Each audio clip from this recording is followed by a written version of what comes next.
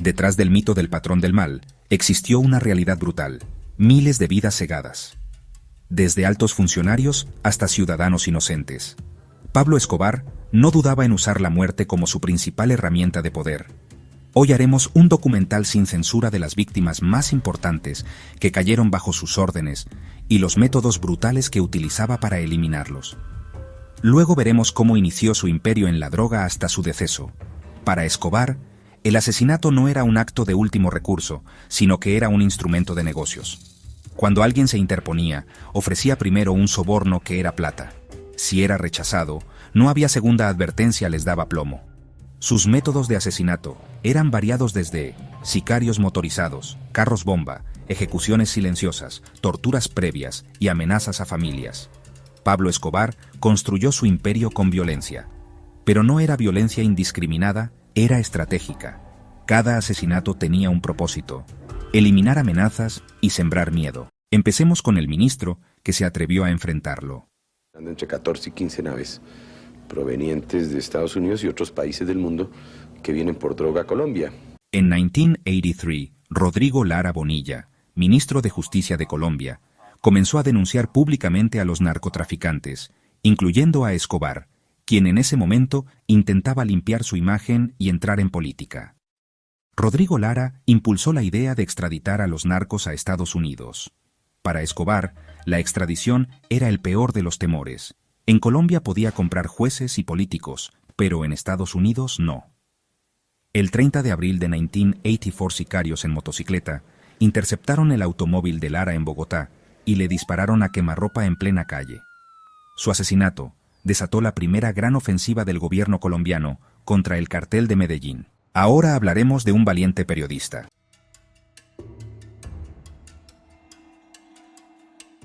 La voz de la prensa libre. Guillermo Cano, director del influyente periódico El Espectador, fue uno de los primeros periodistas que llamó a Escobar por lo que realmente era: un narcotraficante y asesino. Sus denuncias públicas eran un obstáculo enorme para la imagen popular que Escobar intentaba construir. El 17 de diciembre de 1986, al salir de su oficina en Bogotá, Guillermo Cano fue emboscado por sicarios. Semanas después, las oficinas de El Espectador fueron atacadas con un carro bomba. Escobar quería borrar toda resistencia mediática. Pasemos a una de las muertes que más conmocionó a Colombia. La patria llegó como llegó a más de 60 países del mundo. El poder oscuro y criminal del narcotráfico. La muerte de Luis Carlos Galán, el presidente que nunca fue. Luis Carlos Galán, carismático candidato presidencial, se convirtió en el enemigo público número 1 del cartel. Su lema era claro: a los narcos se les combate, no se les negocia. Sabía que enfrentaba un peligro real, pero no se detuvo. El 18 de agosto de 1989, durante un mitin en Soacha, Cundinamarca, un sicario infiltrado entre su seguridad le disparó Galán.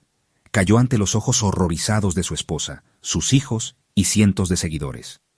El asesinato de Galán marcó un antes y un después en Colombia. El país entero entendió que los narcos no solo mataban policías o jueces, también mataban presidentes en potencia. Pero Pablo Escobar no se limitaba a objetivos de alto perfil. Dirigió una guerra contra el Estado mismo. En los años 80, asesinó a más de 200 jueces, mandó a matar a cientos de policías en Medellín. Incluso pagaba recompensas de $2.000 por cada policía asesinado. Organizó atentados contra generales, coroneles y fiscales. Su mensaje era claro: el Estado no puede protegerte. Sus atentados no tenían límites. Desde finales de los 80, Escobar utilizó los carros bomba como arma de terror indiscriminado. Bancos, estaciones de policía, periódicos, centros comerciales colombianos. Solo en Medellín se contabilizaron más de 300 atentados con carros bomba en los peores años, miles de heridos, decenas de muertos cada semana. El objetivo era desestabilizar al Estado y obligarlo a negociar en sus términos. Pero también hubieron víctimas anónimas, lo que es llamado como la guerra invisible.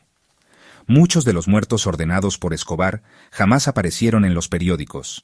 Conductores de taxi que no obedecieron órdenes, vendedores callejeros que fueron testigos accidentales, familias completas borradas para enviar un mensaje.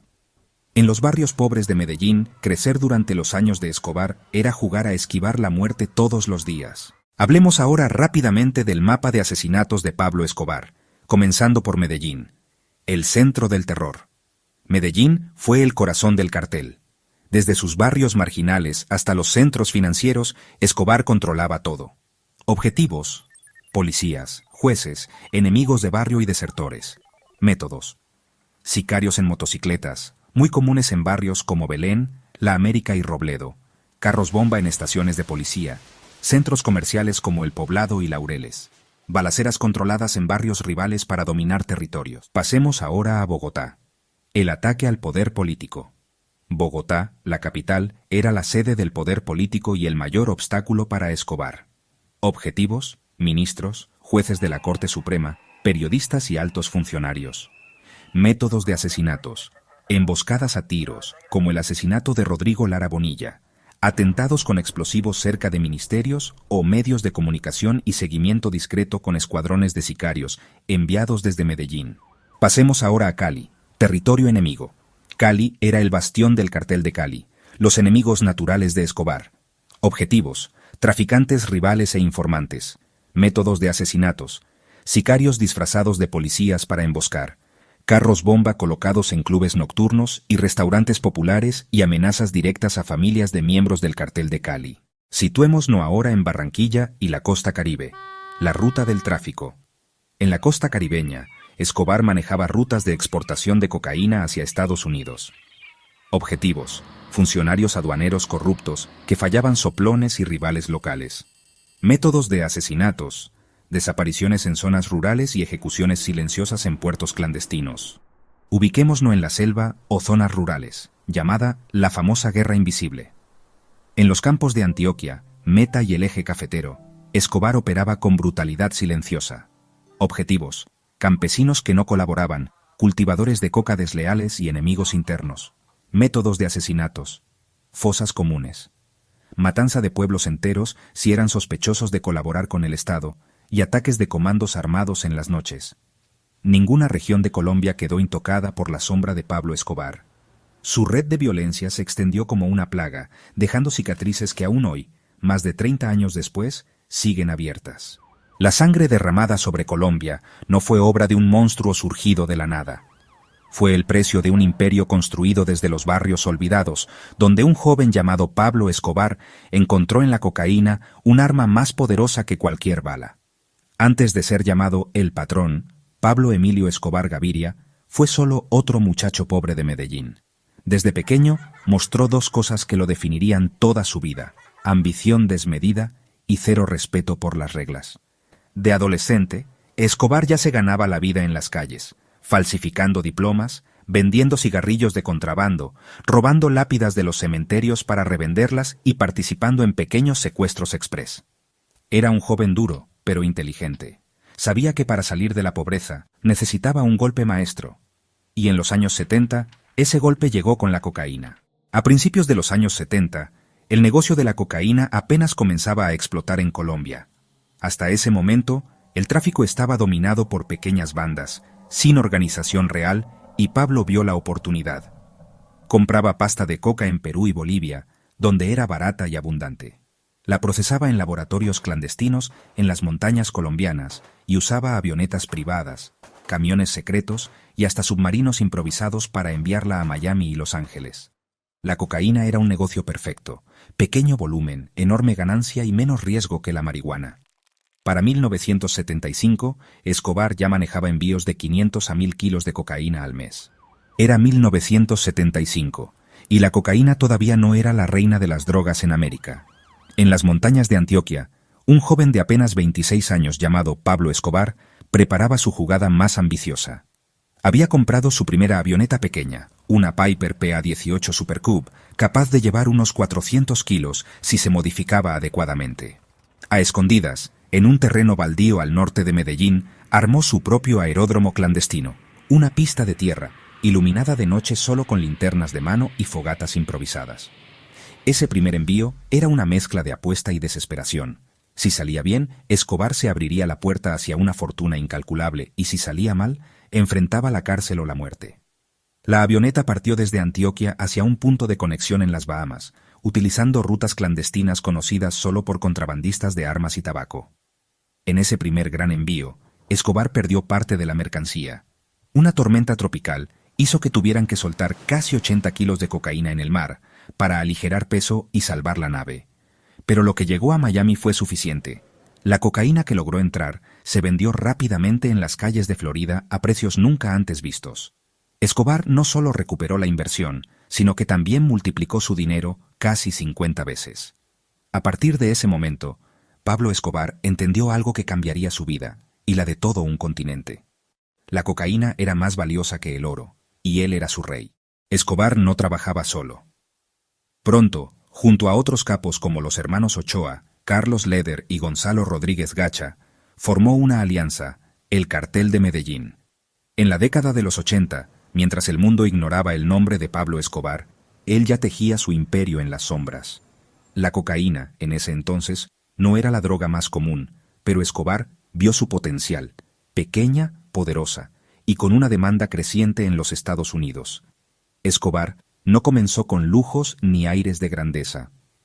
En sus primeros años vendió cocaína a menor escala, pero su astucia le permitió aprender rápido, y se asoció con personajes clave que le dieron acceso a grandes laboratorios y rutas de tráfico. A mediados de los 70 ya no era un simple contrabandista, sino un narcotraficante con visión. A mediados de la década de los 90, el imperio de Pablo Escobar estaba en su punto más alto. Había controlado el 80% del tráfico mundial de cocaína, amasando una fortuna que, en su momento, lo convirtió en uno de los hombres más ricos del mundo. Pero, como todos los imperios basados en violencia y sangre, el de Escobar estaba condenado a caer. El gobierno colombiano, apoyado por los Estados Unidos, decidió que ya era suficiente. Pablo Escobar había cruzado demasiadas líneas: asesinatos de jueces, atentados masivos, secuestros. La gota que colmó el vaso fue el asesinato de Luis Carlos Galán, un candidato presidencial que se oponía abiertamente al narcotráfico. Esto generó una reacción imparable. En 1989, el gobierno colombiano, bajo el liderazgo del presidente César Gaviria, se lanzó a una cacería sin cuartel. El Cartel de Medellín fue declarado enemigo de la nación. Escobar, al verse acorralado, desató una guerra brutal contra el Estado, declarando que si caía él, caía Colombia. La violencia alcanzó niveles inimaginables. Secuestró a políticos, jueces y funcionarios públicos. Su respuesta era simple: plata o plomo. En 1991, después de años de enfrentamientos con el gobierno, Escobar propuso una solución aparentemente pacífica: entregarse bajo ciertas condiciones. Negoció una cárcel especial conocida como La Catedral, construida por él mismo, para que pudiera vivir en ella como un rey, mientras continuaba controlando el cartel desde dentro. La cárcel era más una fortaleza que una prisión. Tenía campos de fútbol, saunas, un bar e incluso una discoteca. Escobar no estaba preso, era el dueño de la cárcel. Pero, a pesar de su control aparente, el gobierno colombiano pronto descubrió que la prisión era solo una fachada para que Escobar siguiera operando desde dentro. La situación se volvió insostenible. En julio de 1992, el gobierno de César Gaviria decidió trasladar a Escobar a una prisión menos lujosa. Pero Escobar, siempre un paso adelante, escapó. En una operación que fue tan bien orquestada que muchos sospechaban que algunos guardias estaban involucrados, Escobar huyó de la catedral. La fuga desató una cacería implacable. El gobierno colombiano, apoyado por fuerzas especiales, la DEA y los Pepes, un grupo paramilitar formado por antiguos enemigos de Escobar, comenzaron a perseguirlo sin descanso. Era el fin de un reinado. Después de la fuga de Escobar, el cartel de Medellín comenzó a desmoronarse rápidamente. Los otros miembros del cartel empezaron a caer, uno tras otro, capturados o muertos en tiroteos. Las tropas del gobierno y los paramilitares sitiaban los barrios donde Escobar aún tenía apoyo. La cacería no dio tregua, pero Escobar, siempre astuto y audaz, lograba escapar de las emboscadas una y otra vez. Sin embargo, el peso de la guerra y la traición comenzaban a hacer mella. Los aliados de Escobar empezaron a abandonarlo y muchos de sus más cercanos lo vendieron. El 2 de diciembre de 1993, después de más de un año de persecución, Pablo Escobar fue finalmente acorralado. En una operación conjunta entre el bloque de búsqueda, la Unidad Especial de la Policía Colombiana y el Departamento de la Policía de Medellín, Escobar fue localizado en un barrio de clase media de Medellín. En un tiroteo con las fuerzas del orden, Escobar murió.